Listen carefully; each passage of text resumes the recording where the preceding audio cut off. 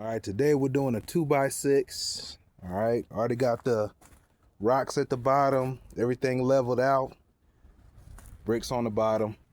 Let me flip it up so you can see it. I had to use the flush cut bit to even up the edge, but it's straight. Let me back up so you can see it.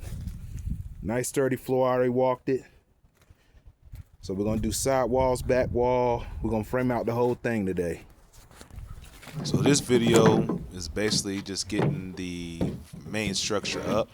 What I'm doing now is adding the siding to each side of the storage unit.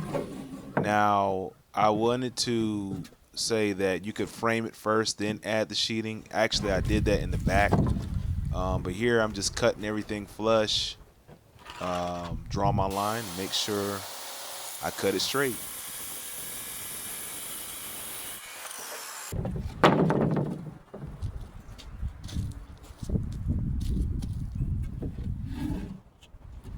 Now I'm just lining it up, nailing the siding in.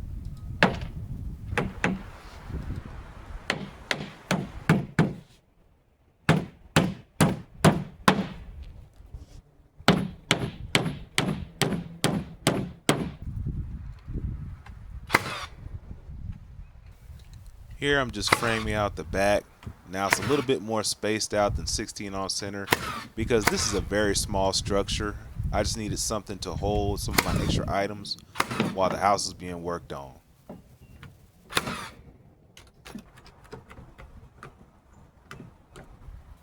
Okay, since this one-man show, I'm gonna have to use clamps to kind of hold everything in place temporarily.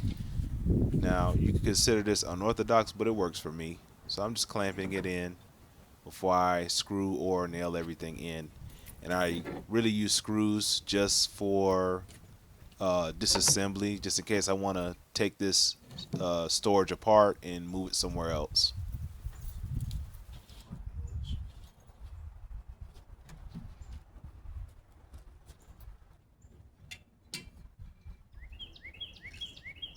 Now in this video you will not see the front sides or the roof. In the next video you're going to see much more progress, and then we're going to finish it out in the next video. And so now I'm just getting a good look around, make sure everything is level and looking good before I actually screw everything in. And everything surprisingly was cut pretty flush, cut very straight, and everything landed flush. So it's important to measure properly and take account for your tolerances. And here I'm just double checking, making sure everything is level vertically and horizontally.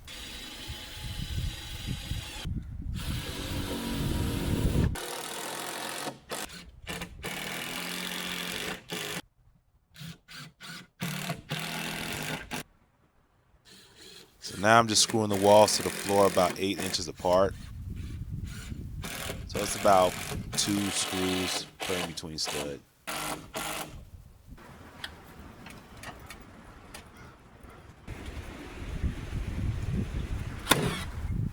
Okay, so now I'm attaching that top plate. I'm nailing in the wall, but I'm screwing at the ends. And like I said, each part of this can be unscrewed and disassembled. And I wanted it that way that most of the wall and the main sides are able to be disassembled.